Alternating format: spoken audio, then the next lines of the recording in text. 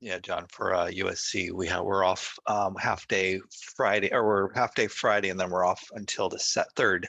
So we get to enjoy a nice long break. Yeah, good deal. Yeah, very generous. Yeah.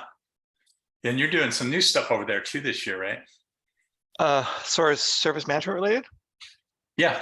Yeah, no, we're knee deep in CSDM. So this forum and any of my contacts from this forum, have been really helpful. So thank you, anyone. Well, it's a small group, but there are people that from this group that I've been in contact with and have been really a big help, as well as you, John. So thank you for putting this stuff together. And then we're doing a service catalog portal refresh project and getting some UX designers and researchers to engage with our customers. So me personally, I'm very excited about that because I'm really about the employee and customer experience, as you know, from the conversations we've had. Good deal. Yeah, I'd love to have you on again next year to share some of that. That'd be great. Yeah, absolutely. A lot of people are trying to get there and figure out. I've been having a lot of conversations about what those teams look like that are delivering. So it'd be an interesting conversation. Well, we hired two dedicated ServiceNow developers just for the CMDB and for Ham Pro, moving into Sam Pro maybe. And we also hired two ITSM analysts. So that's how important this is for organization, because we're looking at not just IT asset, but we're looking at enterprise assets.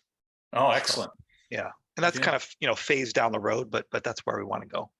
Good deal. Yeah, I'm seeing some of that in government, like they're starting to manage things like radios and vehicles and things like that in the CMDB. I'm like, oh, that's interesting. But I guess as long as you can scale it, once you get it going, you're good to go. That's right. That's right. All right, we're going to kind of keep it light today. I just want to share some stuff with everybody on what we've been doing this year and kind of get your feedback on what we do next year. So really going out and making sure that we're hitting the mark, and then I'll share some of our ideas internally with some content planning and what we're thinking about. And I'd like to really just open it up, especially being we're such a small group here. It'd be good just to open it up to everybody and hear thoughts and make sure we're not going off in a direction that's not useful. So if you are, I don't think there's anybody, is anybody new on today for the first time? Everybody's been here before. If you are new, welcome, first of all. And there's some links. There's, the four big links here that are in this deck. And I always provide the deck afterwards. But there's a way you can come in and join our community.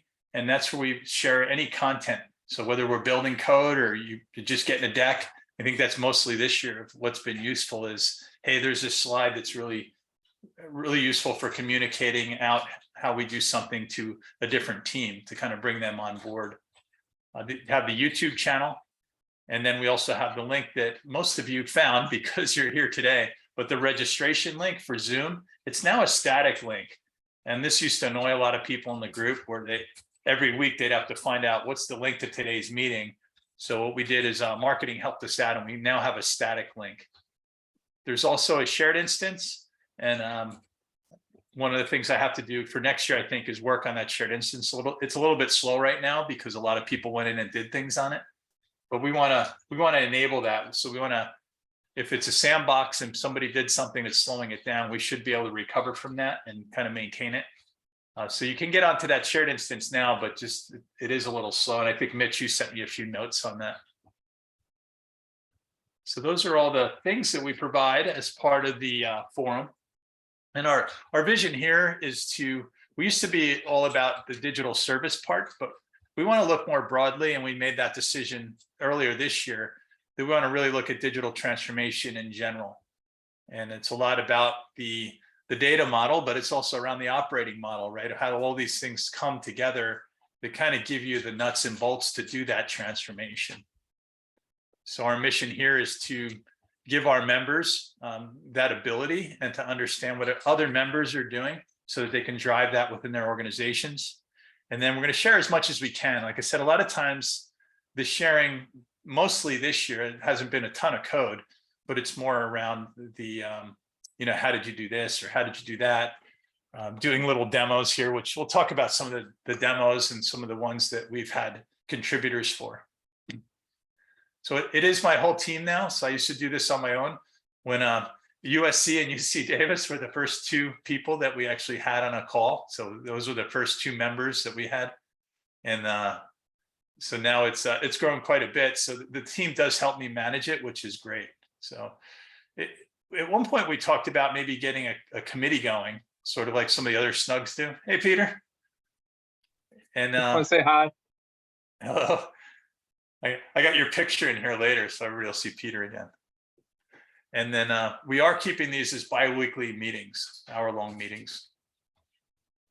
All right, so today what we're going to do is do a year in review. I'll go through some stuff, and I kind of put it together in the form of metrics and some trivia so that we can go through, and just come off mute for that because it is a small group. Or if you're not comfortable with coming off mute, you can just drop it in the chat. And then I'll talk about some ways that we're looking at the content for next year and get your feedback on that. And then Peter, anything you have to add in on my slides? We're a small group today. I think a lot of people started vacations. So you could just jump in during the slides too. Let's keep it really informal today. All right. So these are the, I got a couple metrics up here just on our membership. So we're over 1,000 members, and most of those are customers. I'll give you an actual account of like who isn't ServiceNow and who is ServiceNow in that bunch. So I'll give you a little bit of breakdown of that in a little while. We also have our community. So there's a lot of hits on those articles, but right now our registration is probably up around 75. People actually register so that they can get information from that community when it's posted. The YouTube channel is growing a lot. We're getting a lot of hits on our videos. So when I counted back in November, we had over 12,000 views on the videos that we posted this year. And this was when there's 20 meetings out there. So I think there's 22 meetings on there now. In our shared instance, we continue to accumulate admins on there. So we do have to, like I said, do a little work on that. But a lot of times when we present back and we share that instance, any admin can just jump on there and say, oh, wow, how did Mitch configure that, right? So that's the benefit of that shared instance, is that you don't have to say, hey, here's an update set for what I did in my instance. You can just drop it on there and then not have to be bothered with the portability of it or anything. Just tell them if they want it, they can go get it, right? All right, so what industry has the most forum members? Any guesses? Either come off mute or drop it in chat. So when you think about all the industries that work together.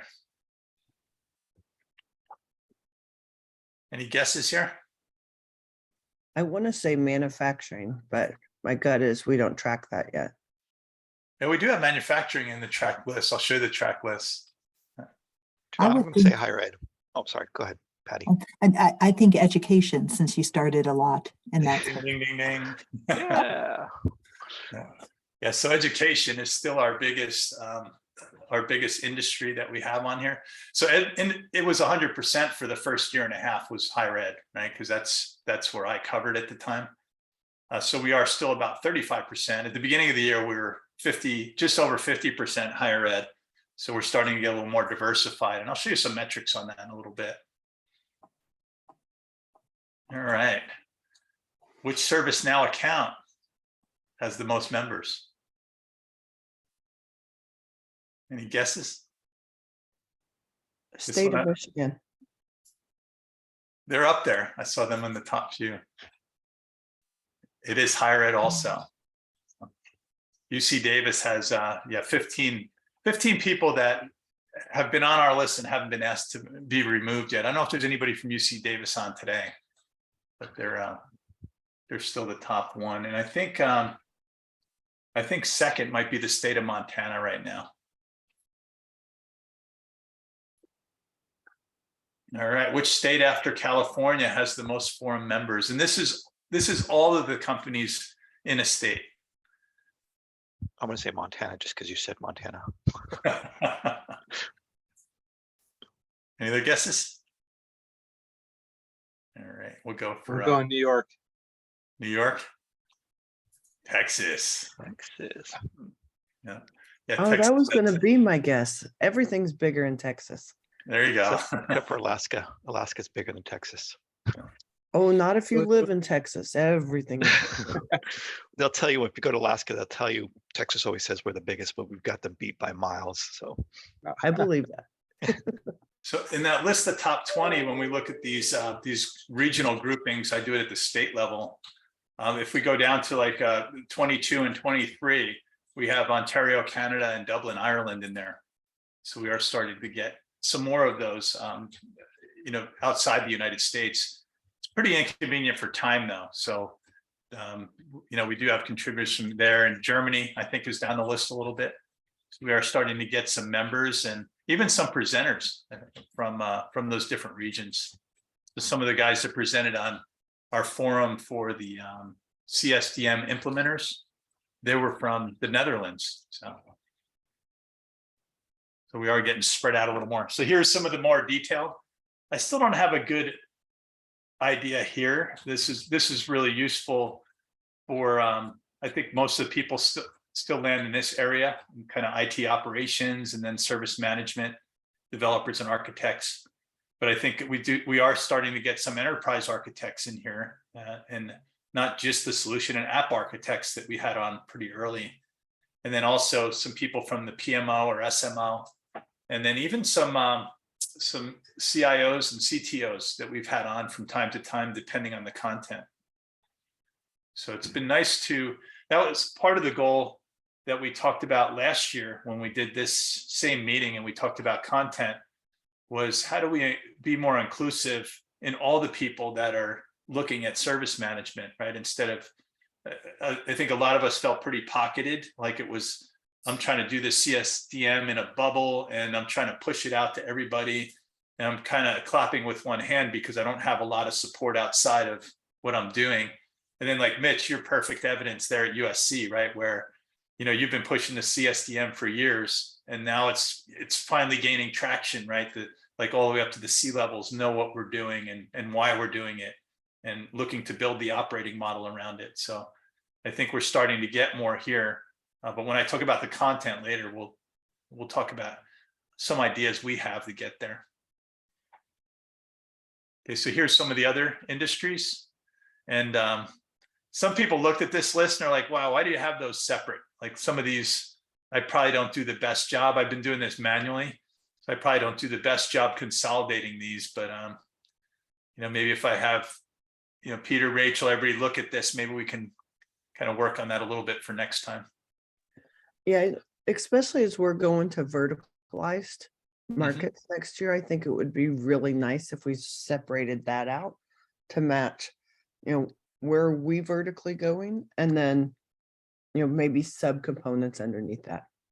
Yeah, that's a really good idea, because then as there's specialized things for that industry, they'd be at least grouped together. So if we wanted to break out for just healthcare, just manufacturing, we could do that. Absolutely. Cool. All right. And then I think on here I had, so this is today, right? And if we go back, I did have a copy back all the way back in June. June is when we really opened this up and we started letting people know that, hey, we have this available. So this is when we started doing some advertising. So we grew quite a bit and we really stretched out in terms of the industries that we're covering. So that's why we're getting that diversity in there. And I think it's great because like a lot of the government tends to be a little bit behind. Education has a lot of thought leadership there. Then there's some industries like manufacturing and maybe energy that are pretty mature. Healthcare, I see a lot of really mature, like digital service teams. So it's good to get that mix of industries and different maturity levels in there. We just need to get more people talking next year. Anybody have any other comments on this slide?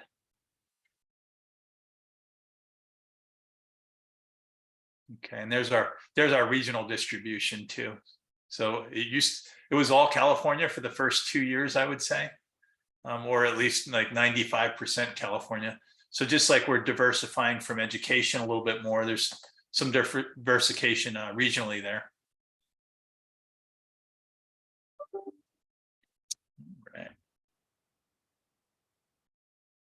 All right, so this is kind of tough because to name the actual meeting that we had that was the most viewed. But any idea who our speaker was in the most viewed? I'll drop you a hint if nobody has a guess. Scott Let's go Lim. with John. No, wasn't me. Scott Lim, Close. Scott hasn't presented, but you're warm. Mark Bodman. You got it. Yeah, Rachel, I was just gonna say, if it's not Scott, it's Mark, right? Yeah. So this was our biggest one. We had over 2,000 views on this video since May. So this was the talk that he came in and he was discussing about product models and how that the product models are really going to be the center of the IT operating models and the ownership. So that was a really good conversation. I got a lot of that myself. Yeah, John, not to belabor this, but I would be really interested in circling back and having someone present about how moving to this product-centric model is going to impact how organizations have been typically delivering their services, because it's been really focused either around services or around applications, right? Yeah. So just kind of food for thought. So yeah, I think that's what you just said was a key part of that. Like with a digital product, it doesn't care. It's kind of obfuscating applications and services so that we don't care. It could be an application, it could be a service, it could be both. I think it will be disruptive though for people that have been so focused on thinking about services and not being able to wrap their mind around products and kind of helping with the OSAM around that. And so yeah, I agree. The people that did make that transition are now all about services and they forgot about applications, right? Or kind of pushed applications down beneath services. Now we're asking them to transition to this. I think in that world though, like the product just becomes, it's already a service. So you just call it a product instead of a service in a lot of cases. But yeah, we'll get Mark in and get some more commentary on that. yeah, that'd be cool. Thanks. And John, I think when I think about my customers, I'm an enterprise architect. I should probably come off on video since I'm ServiceNow. Apologies, I've been a little under the weather, so I'm not my normal self, happy self. But as I look at, I deal a lot with manufacturing customers. And when we look at how the platform and how we use the common service data model, as we get outside of IT and we start working with our customers, there's products that they work with on us that's in that sell consume that we still need to think about. And all that foundation data at the bottom is key. As I'm, working with those manufacturing customers, they've tried to follow CSDM and they have forgot that foundation data. And when I go in and I look at what they're doing, they're like, well, we just created our own thing called org. And I'm like, well, why aren't you using the business unit? Because that's the line of business, how your organization runs and spends money. That's what customers buy from. And then so we'll need to start thinking about products from the customer lens, our customers, all the way back in. Yeah, Rachel, we actually couldn't use the out-of-the-box location fields because of the way we're structured. So we're renaming it, calling it cost center, because every department, unit, division, academic unit has a cost center. So it's cost center name with cost center number. We'll see how it pans out. I was just going to go down that route too. I'm working with the customers doing that same thing. Cost centers become one of the primaries because we're doing a costing model that is going to be related to the cost center, but also a chargeback model that's going to be cost center. So that ideally we'll be able to structure kind of a portfolio that has that cost center in mind, which sometimes aligns with the organizations and sometimes organizational structure, and sometimes it doesn't. Sometimes it's a bunch of them jammed together.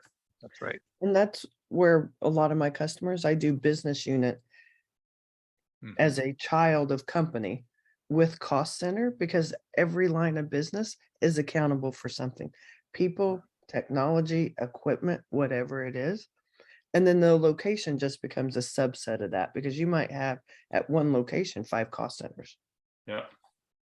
And that comes a lot of the operating models too. That's and if there's anyone on from the federal government, the business unit and cost center, if you need help with that, happy to help you.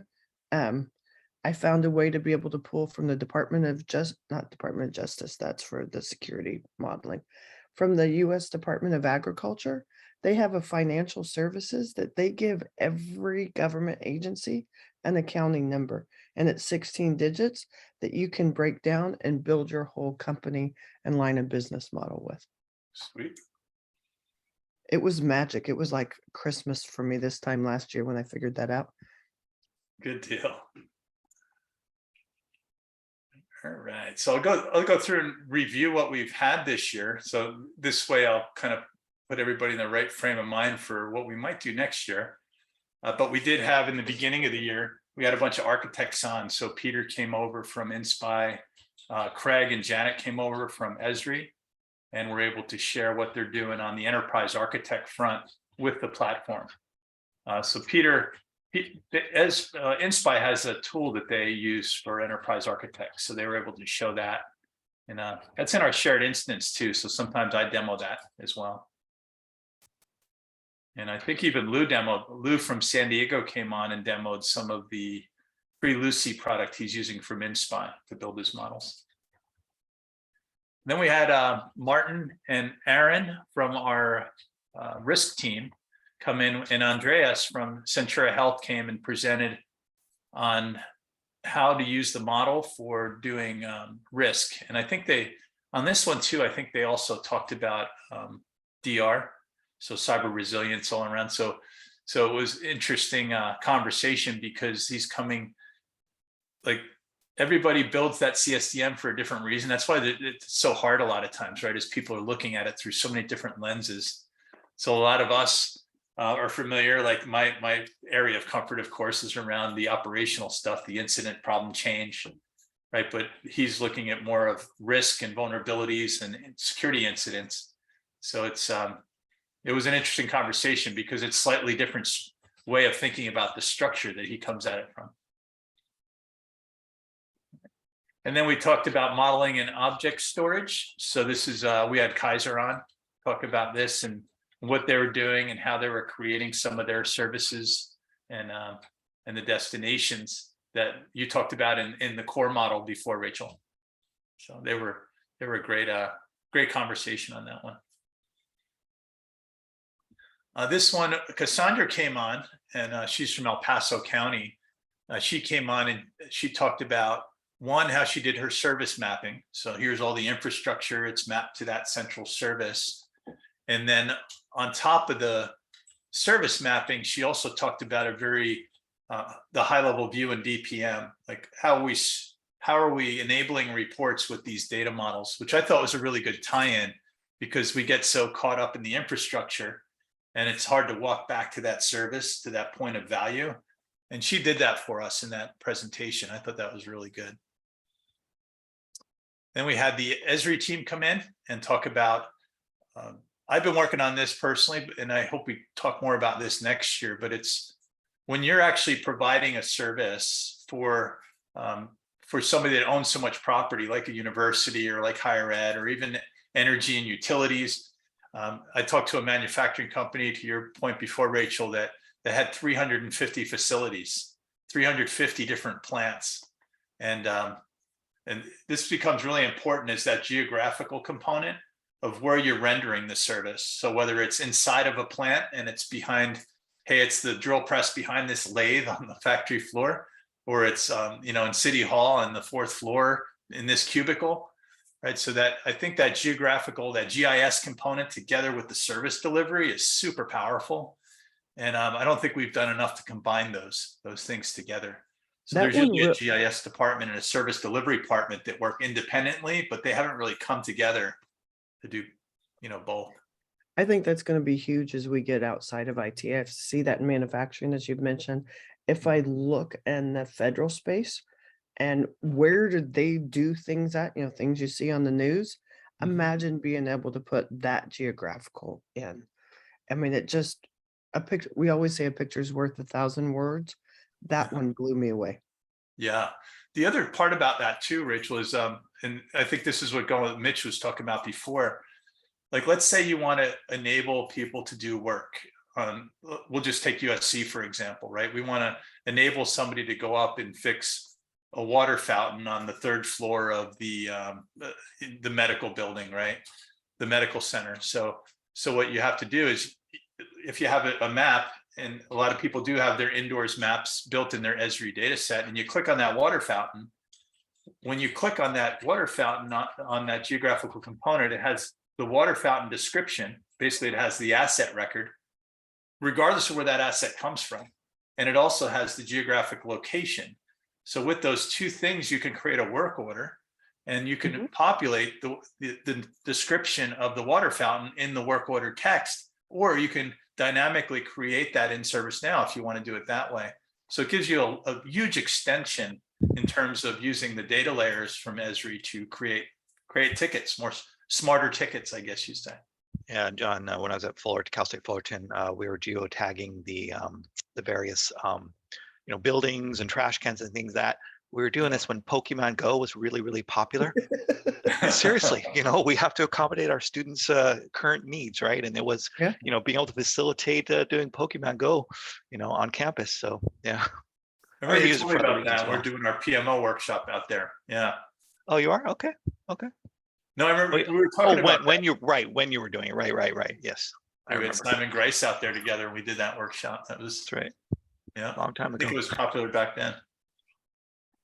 All right, we have a couple more on here. So I think this trials and tribulations was really good because we backed away from the theory of CSDM, and we walked into like, how do you actually do this stuff? And so we got a couple people in here that really get their hands dirty with it.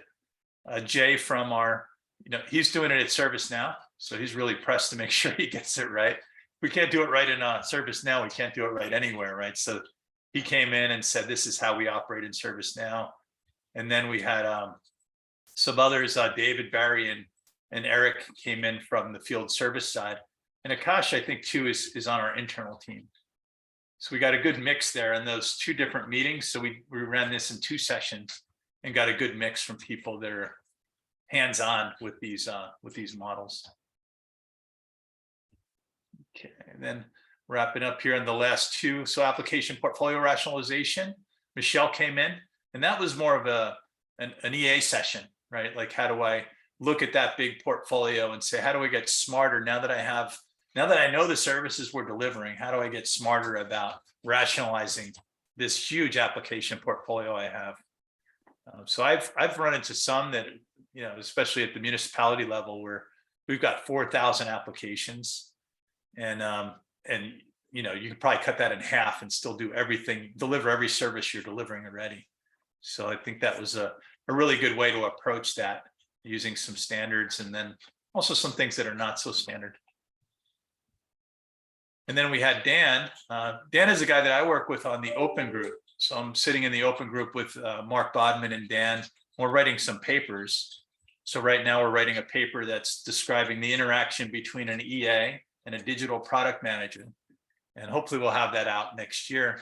But he's really good at talking about the perspective of the open group on this. So all the open group standards, how that applies to delivering digital services.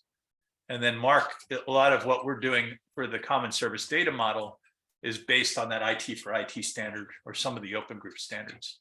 So it doesn't map directly, but we're making sure that we hit all those components that are in that operating model for the open group. All right, so that's all of our outside contributors. And then, of course, special thanks to everybody. Rachel, you've contributed a lot this year. Thanks for that. Jason ran that one meeting on some of the Governance. or CSDM implementers, and I know you did the governance session on yours too. So those were awesome sessions, and be able to bring that broader perspective that's not from government and not from education. I thought that really added a lot to this year's content. Charles brought some stuff in from, I think, some stuff he did at Boeing he shared. He's on our team. Peter's new to our team, so we're super excited to have him. A lot of the ideas you've given us on the planning, Peter's been really useful. And then we got me. I'm even going to thank myself. Thank you, John. Thank you, John. Definitely thank yourself. Yes, John. All right. So that was kind of the year in review. All right. So this is how I thought about, just making sure that we're being inclusive in terms of everybody that cares about this, and trying to get more people to care, right? Like I felt like a lot of people are coming on and saying, look, I just can't get this CSDM thing going. And I think we changed a lot of that by, I think, repositioning some of the language. Instead of the CSDM and CMDB, which people kind of roll their eyes. It's almost like saying governance, and you immediately put people to sleep before you start talking, right? So we started to talk about some of the outcomes, I think, of CMDB and CSDM, and I think that shift help us have better conversations with more of the people up here, right? Some people that are more of the business focus and strategic focus, instead of us staying down here and talking about all this.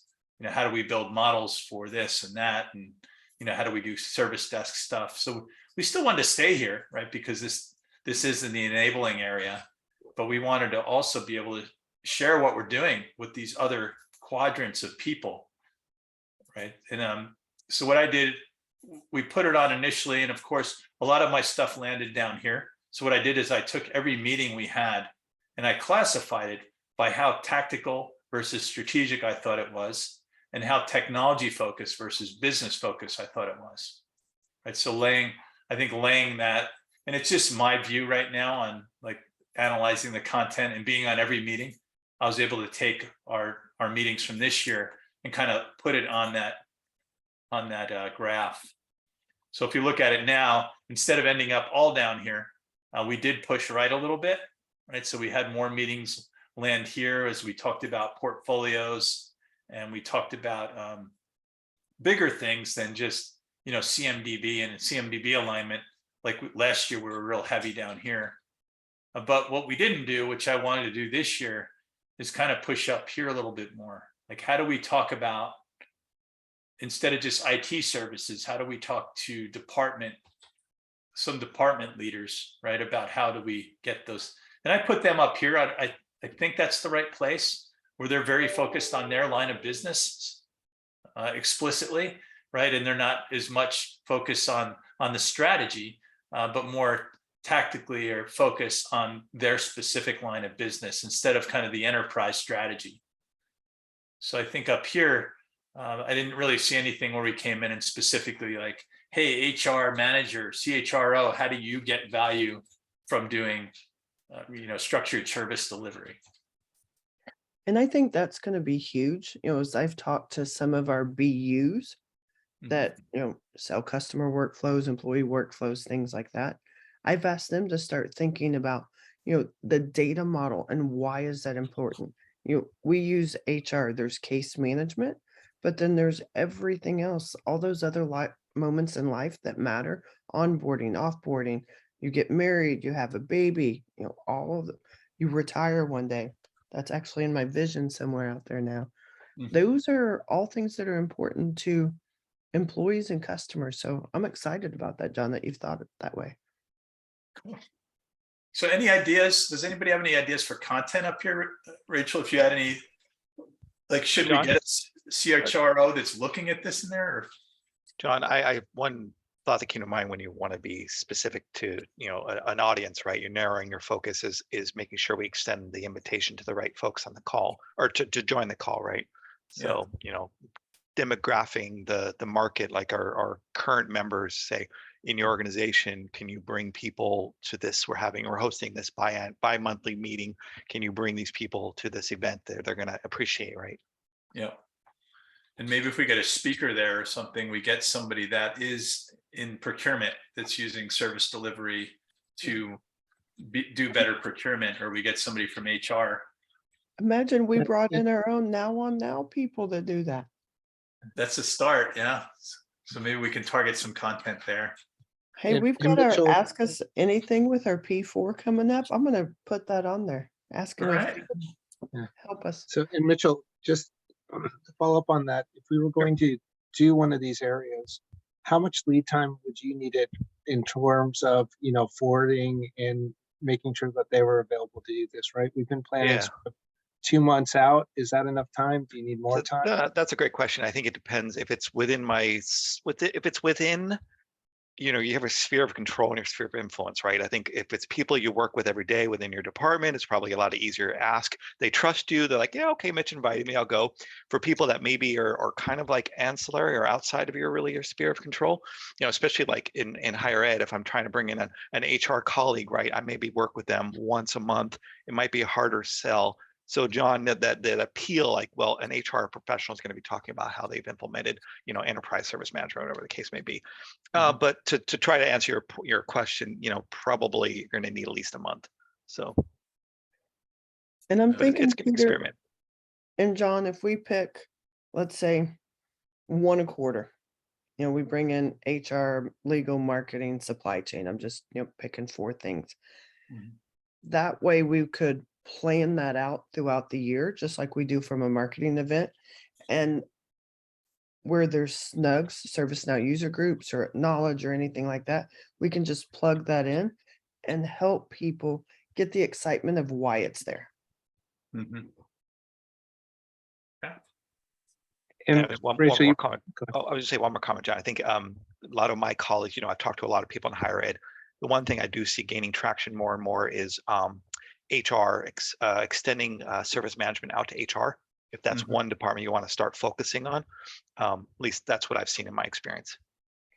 And Okay, you're then. spot on with that. I've seen that with all of my customers, Mitchell. When they go do IT, they had to do it out of a necessity. What I've seen, like utility customers and manufacturing customers, they're realizing if they go do HR next, they can win the heart and minds of every employee in the company. And that helps with the organizational change management because you touch everybody's lives. Well, there are two of my colleagues. Funny enough, ServiceNow was purchased not by IT but by HR, and so HR is reaching out to IT, going, "We bought this. Can you help us?" Oregon State University, to throw out a name, is a perfect example. Their HR department bought HRSD, ServiceNow for HR's SRSD, and they're needing help implement it. So that becomes a challenge when it's sort of the other way around, right? Yeah. So It's interesting. We just had a state buy us for citizen services, but they're not doing IT with us yet. So it's great to start the service delivery there because you're actually delivering value to the business first, like directly. Not that you're with IT, you're not delivering value to the business, but it's more direct on those services. And then we'll come back at it later and then do the IT services like asset management and things like that. You can put a quantitative and a qualitative behind that when you're looking at the whole value of why doing it. Yeah. And I am going to apologize. I do need to bounce. Happy Right. holidays, everybody. Yeah. Thanks, Rachel. thank you, Rachel. Thank you guys so much for spending the year with us, and I'm looking forward to next year. Yeah. You too. Cheers. Bye-bye. And one session that I was just thinking about as we were talking about different topics, and it sort of piggybacked off of Rachel's comment about snugs and things like that, is would it be helpful if we did some sort of like let's figure out what parts of knowledge would be good courses that we go to, or sort of try to dissect together what a good knowledge experience could be based off of role or some of the topics we've done through the year, with people that are here. Yeah. Yeah, so using knowledge as a platform or platform to host these kinds of topics and draw a crowd from. Yeah, that sounds like a good idea too. Although I'm happy we have to be very selective in which conferences we attend. So money's always tough for funding professional development and training, going to conferences.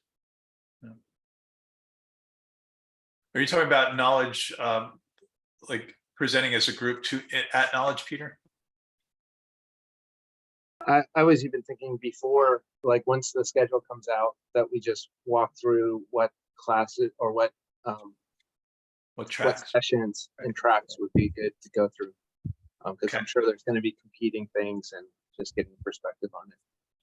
Yeah, it might be good to do that during one of the meetings, huh? Yeah. Okay. And I wonder, like, if we went to knowledge, I guess that would. kind of land content wise on it. More on the practitioners, I think we still got on this group, right?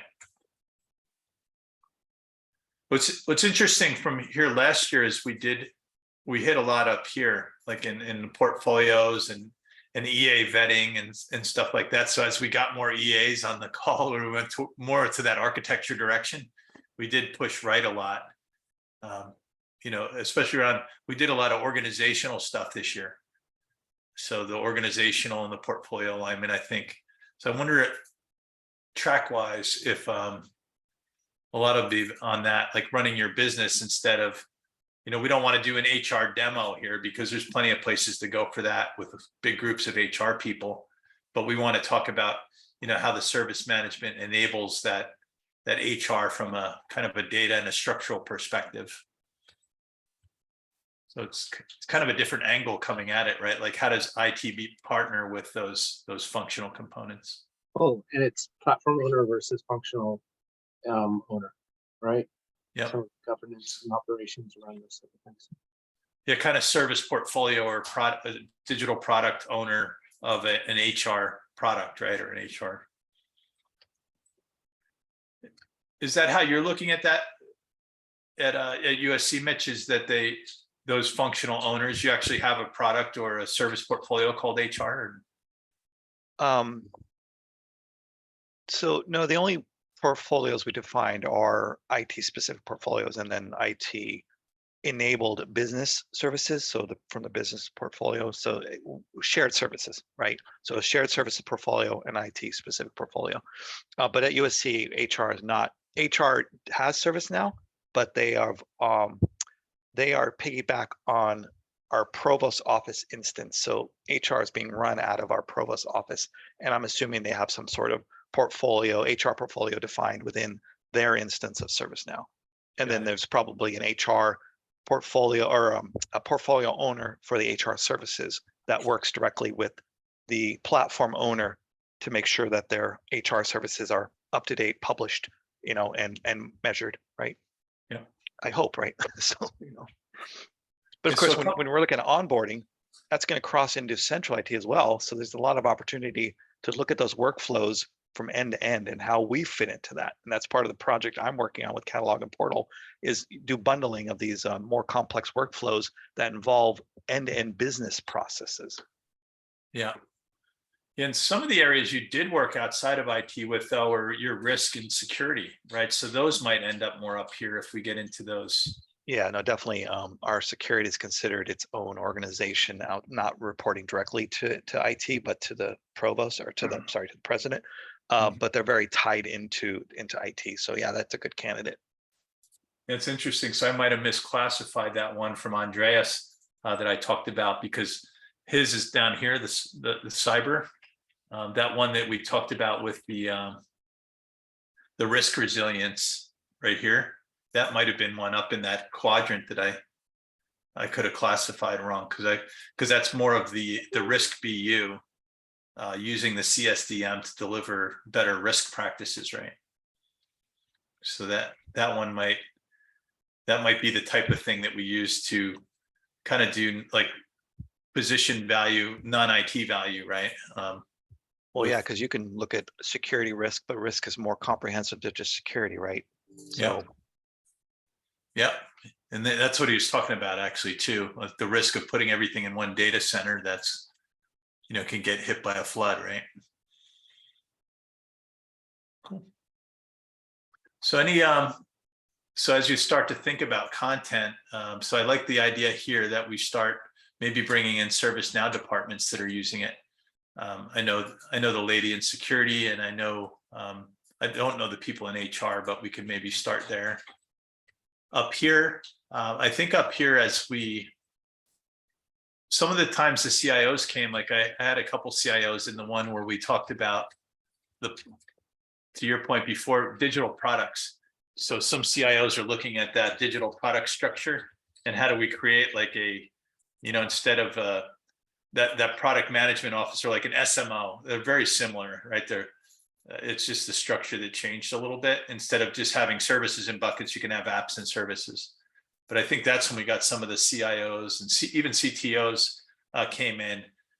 when we're doing more of that, those types of discussions around organizational models. And it's interesting, we're saying, oh, we should do all this stuff differently and operate around the CSDM. But then everybody says, but when you leave, everybody's going to have the same jobs. It's like, that's not going to work, right? So when we want to have those conversations about matrixed organizational structures and things like that, I think that's when we get these different people in. So this is more, yeah, because we don't really drive structural changes in organizations that are outside of IT. Like HR wouldn't realign because they're doing service delivery. It's really IT that has to align to move closer to the business and focus on those business outcomes. And like I said, these are just, we're getting better at that vetting component. When ideas come through, how do we have that building block portfolio and then that service portfolio? So we're delivering it. We don't want to deliver 78 travel requests because one department created it, another department should be able to use it. So those types of deduplications, I think some of those conversations are where we really hit those big technology portfolio owners. Any more feedback on this? Is you like that way of looking at the content? So I think specific personas, maybe if we can start to classify some of the content and get people used to the classification, they'll know who they might want to invite to that call. Because I want to help you guys basically spread the word about the business moving, the fact that you're building these models is to help support the business better. So we want to be able to be inclusive in of those people in our conversations. All right. So that's my last one, right? So we these are all the things that we're doing internally inside ServiceNow. And then also, definitely, I think all those sessions that I pulled up with you guys speaking, like non-ServiceNow people, we want to make sure that that's at least half of our content is practical things instead of, theory that we give you in ServiceNow. So we can get to the practical side when we bring in those people on our operations teams and our people from HR, or even the implementers that are out there with CSDM. But we definitely want to hear more perspectives, and we want people not to be shy and think they have to come with these great things that I'm going to change the world with my model, right? So letting people know that we're here to bring in those ideas, despite the shape they're in, right? Like I've had better outcomes in some of the ones where I came and I just said, look, this is the stuff that's not working for me, or I can't figure it out. How did you guys do it? Right? I want to have more of those conversations here. And so I think a lot of people too are looking at this, you get out on YouTube, we get tons of hits, so people recognize you when you present here. And I know a lot of people have called Mitch. I know a lot of people called Lou down in San Diego. I know a lot of people ask to call, like in the videos, people call me and say, hey, how can I talk to this person that spoke on that video? So I think it's really great to be able to get your name out there and what you're trying to do. And then finally, on the bottom, right, we definitely want better ideas. We come up with stuff as best we can, but a lot of times I think we miss the mark sometimes on this because we don't have enough feedback from the community. Don, So, are you considering like a pulse survey or some kind of thing that we can? I hate surveys, big long surveys, but something quick pulse survey, right, to get this kind of feedback you're looking for, yeah, and maybe more often, right? Just more touch points through the year to make sure everything's on track and give people a chance to provide quick feedback. Yeah, Peter brought that up too, right? Peter, on our last call yeah, how do we do that in a meaningful way? Like we created the communities, the YouTube channel, and then the invites so that we don't have to spam people because we didn't want to be a spam machine. But maybe because I'm not sending those bi-weekly updates anymore on email. It's all in the community. Maybe now we can use that limited opportunity for not being, not getting labeled as a spammer with like quarterly surveys or something. You're thinking, Mitch?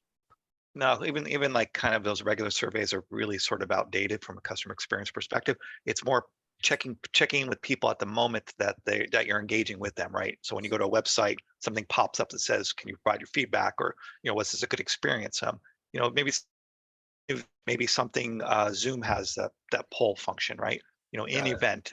So get them where they're at, avoiding too many, pulling people in or pushing things out, right? Get them where they're at, right? Mhm. So Okay. Appreciate it. Yeah, and I've seen it done effectively where there's something maybe towards the front and then, you know, towards the end or something along those lines. Okay. Yeah, and we did do some of those in there. That's where I got some of the ideas for the content. It's from some of those Zoom polls. So we'll continue to do some more of those. All right, and these are just some big things because, you know, like we're all talking about service delivery and that we want to manage the metrics. So we do have about 1,000 people now. So we set the goal of next year for 2,500 because we are growing at that pace. I mean, at the beginning of the year, I think we were about probably 400, right? And we went to 1,000 this year, 450, something like that. So now we have 1,000 members that we're subscribing, and then our high point for a meeting was 140 so far. So I talked to Chuck Tomasi, who runs a big group, and what was it, 3,500, Peter, or something like that? So we got a long way to go to catch up to Chuck and his developer forum, but I think we are gaining some steam here and getting more popular. So that's you need a bow tie, John. That'll do it. it. Yep. I can't do that. I'd be too much of a poser if I did that. I got to come up with something more unique. That's right. John, I had to wear a tux last night. We could, you know, bow tie and formal wear. Like, Oh, we take it wow. Yeah. Was that for that musical event? Yeah. Very cool. All right. And that's it. It's been a pleasure this year for me. I've learned so much from this community, probably more than I've done even from all the internal training ServiceNow gives me. So this it's been a huge benefit for me to do this. So thanks to all you guys that contributed to. Yeah, John, thanks a lot. Happy holidays, everyone, and look forward to a great 2023. Yeah, me too. Happy holidays, everybody. Yeah, See y'all. thank you and happy holidays. All right. Bye, Patty. Bye-bye.